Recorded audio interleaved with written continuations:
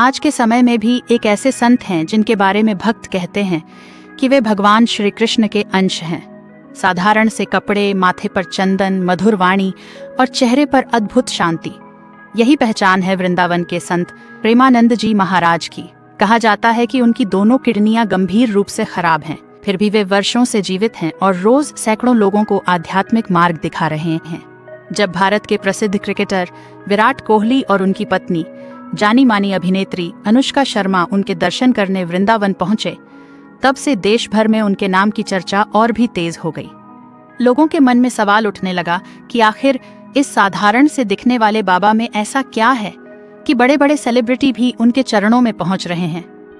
क्या वे सच में कोई दिव्य शक्ति हैं या फिर एक सच्चे साधक जिनका जीवन तप और त्याग से भरा है? प्रेमानंद जी महाराज का जन्म वर्ष 1969 में उत्तर प्रदेश के कानपुर के पास एक छोटे से गांव में एक ब्राह्मण परिवार में हुआ। उनका बचपन का नाम अनिरुद्ध कुमार पांडेय था। घर का वातावरण धार्मिक था। दादाजी पहले ही संन्यास ले चुके थे, पिता भी आध्यात्मिक प्रवृत्ति के थे और माताजी भक्ति में लीन रहती थीं। घर में गीता पाठ, भजन और पूजा का माहौल रहता था। यही कारण था कि बचपन से ही उनके मन में भक्ति के बीज पड़ गए। जब वे 5वीं कक्षा में थे तभी उन्होंने हनुमान चालीसा का पाठ करना शुरू कर दिया। गीता प्रेस की धार्मिक पुस्तकों का अध्ययन करने लगे। जैसे जैसे उनकी उम्र बढ़ी, उनके मन में जीवन को लेकर गहरे प्रश्न उठने लगे। वे सोचते, एक दिन माता पिता नहीं रहेंगे, तब मुझे सच्चा सहारा कौन देगा? क्या कोई ऐसा प्रेम है जो कभी खत्म न हो? इन सवालों ने उनके भीतर वैराग्य जगा दिया। मात्र 13 वर्ष की आयु में जब वे 9वीं कक्षा में थे, उन्होंने घर छोड़ने का निर्णय ले लिया। वे काशी पहुंच गए। वहां उन्होंने नैष्ठिक ब्रह्मचर्य का व्रत लिया और उनका नाम आनंद स्वरूप ब्रह्मचारी रखा गया। बाद में संन्यास लेने पर वे स्वामी आनंद दास कहलाए। काशी में वे गंगा घाट के पास रहते, दिन में 3 बार स्नान करते और घंटों ध्यान में लीन रहते। भोजन के लिए वे भिक्षा पर निर्भर थे। कई बार ऐसा होता कि समय पर भिक्षा न मिले तो केवल गंगा जल पीकर ही दिन गुजार देते। ठंड, गर्मी, वर्षा, कुछ भी उनकी साधना को डिगाना नहीं सका।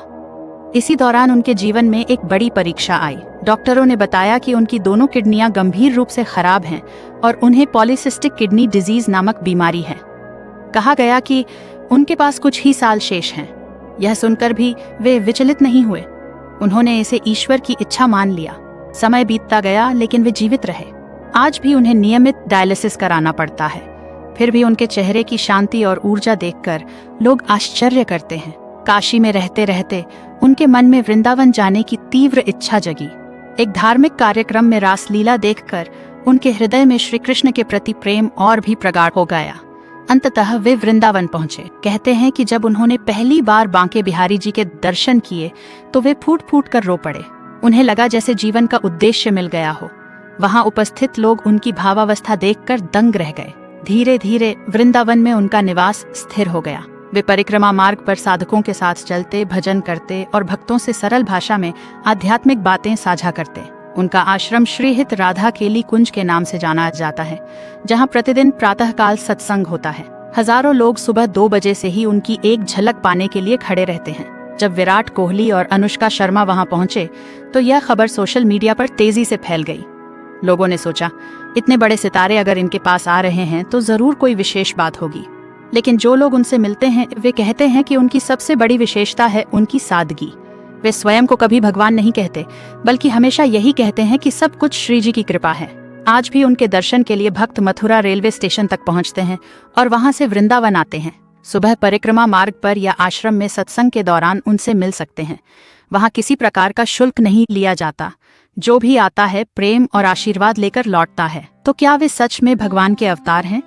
इसका उत्तर आस्था पर निर्भर करता है, लेकिन इतना जरूर है कि उनका जीवन त्याग, तपस्या और अटूट भक्ति का उदाहरण है। उन्होंने कठिन परिस्थितियों में भी विश्वास नहीं छोड़ा। शायद यही कारण है कि लोग उन्हें चमत्कार मानते हैं। इस कहानी से हमें यही सीख मिलती है कि यदि मन सच्चा हो और भक्ति में दृढ़ता हो तो जीवन की सबसे कठिन परीक्षाएं भी हमें तोड़ नहीं पाती। सादगी, विश्वास और प्रेम, यही सच्ची आध्यात्मिक शक्ति है। यदि आपको यह जानकारी पसंद आई हो, चैनल को सब्सक्राइब करें, वीडियो को लाइक करें। धन्यवाद।